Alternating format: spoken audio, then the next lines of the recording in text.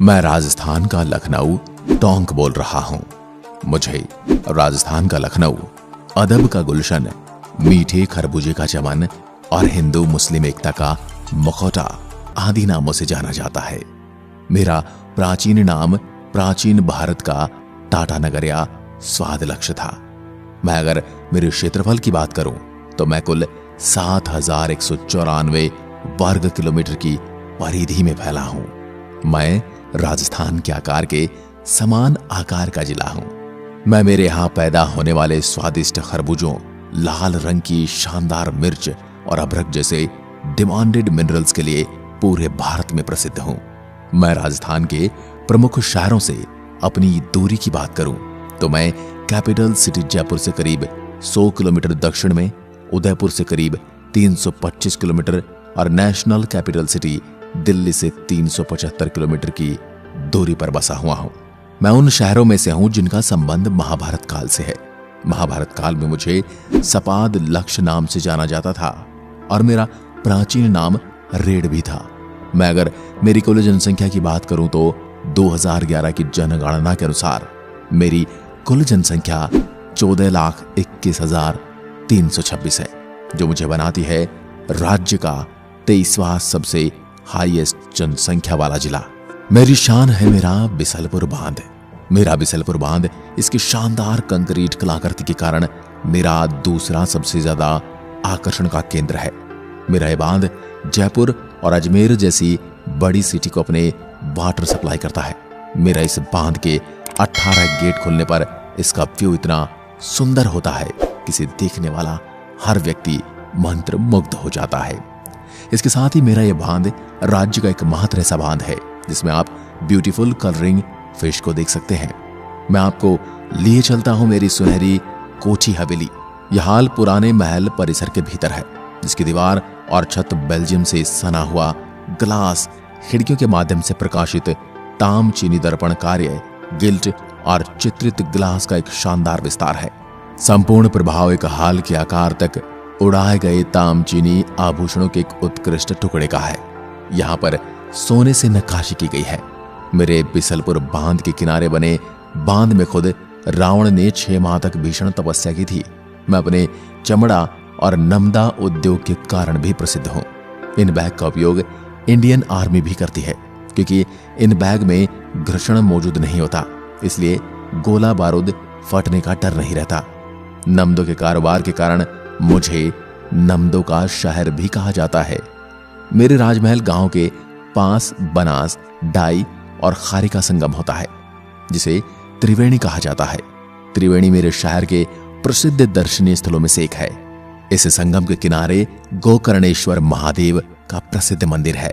यह मंदिर 8 खंभों पर बना है, जो काफी सुंदर लगता है। अब मैं आपको ले चलता हूं मेरे श्री कल्याण जी मंदिर। श्री कल्याण जी मंदिर को डिग्गी कल्याण जी मंदिर के नाम से भी जाना जाता है। यह मंदिर मेरे मालपुरा तहसील में स्थित है। इस मंदिर में आप आसानी से पहुंच सकते हैं। इस मंदिर में आप पब्लिक ट्रांसपोर्ट से या अपने स्वयं के वाहन से आ सकते हैं। श्री कल्याण जी भगवान विष्णु के ही अवतार हैं। इस मंदिर के गर्भगृह में विष्णु भगवान जी की बहुत ही सुंदर प्रतिमा के दर्शन करने को मिलते हैं। इस मंदिर में भगवान विष्णु की सफेद मार्बल से बनी प्रतिमा देखने को मिलती है। कहा जाता है कि यह प्रतिमा समुद्र से प्राप्त हुई थी। यह प्रतिमा में विष्णु भगवान जी की 4 भुजाएं देखने के लिए मिलती हैं। इस मंदिर के दर्शन के लिए दूर दूर से श्रद्धालु यहां आते हैं। इस मंदिर में आकर एक बहुत ही अनोखी कहानी के बारे में जान सकते हैं।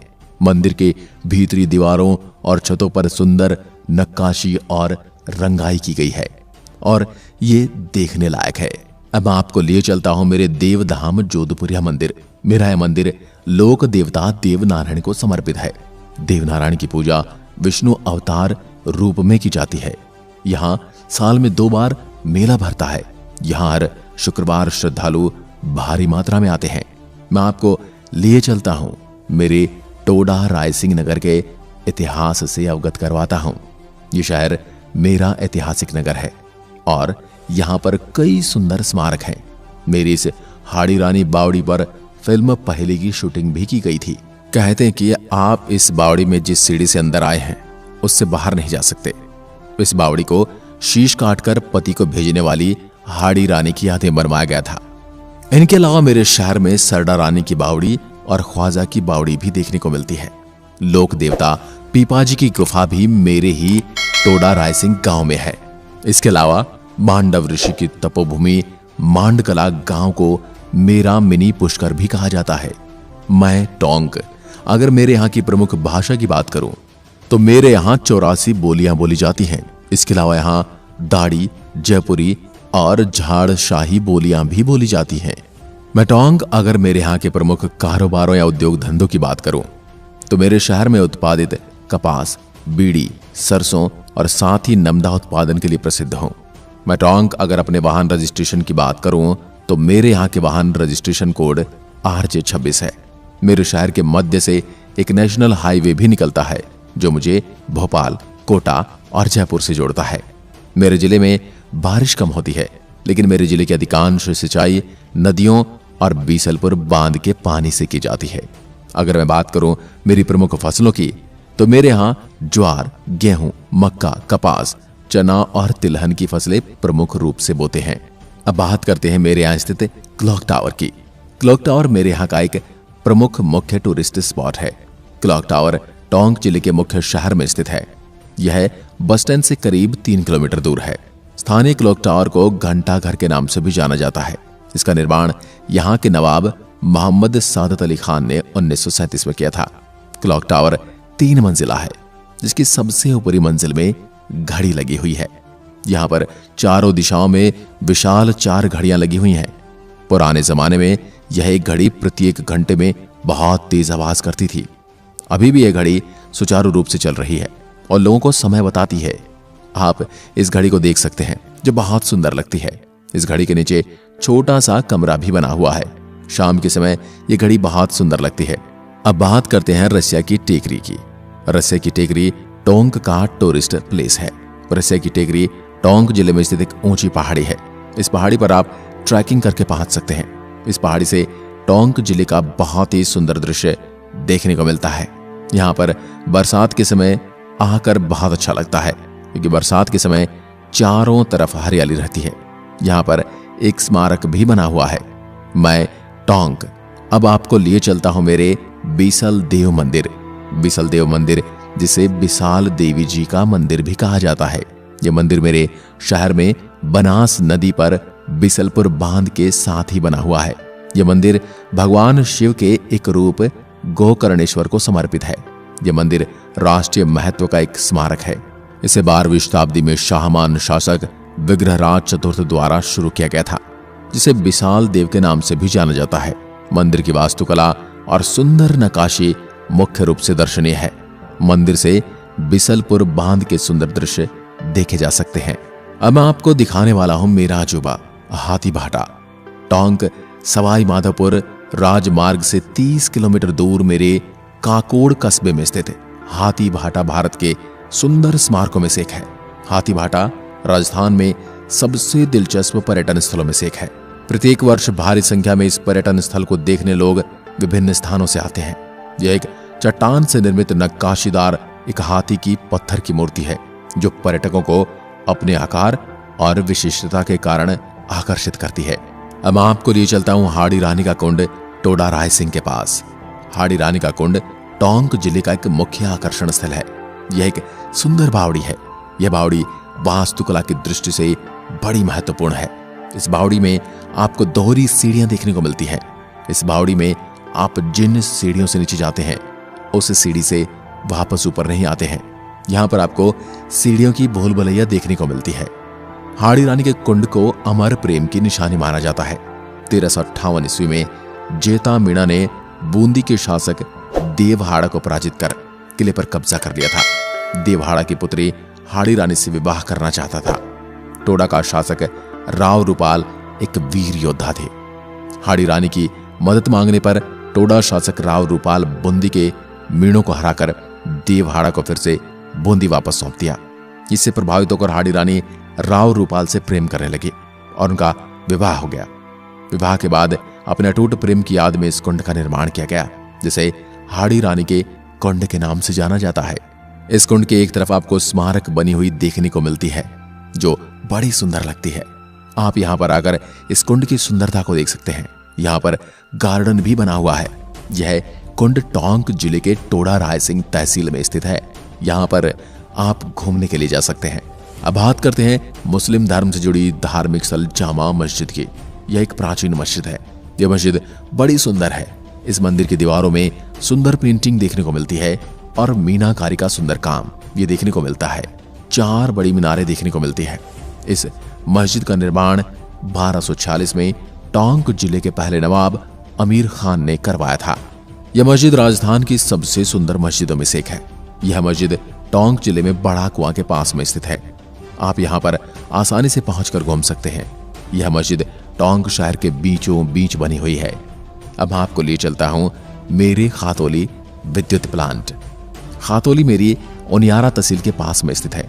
यहाँ पर विद्युत बनाने का प्लांट है जिसमें सरसों के नष्ट होने वाले भाग से बिजली का उत्पादन किया जाता है।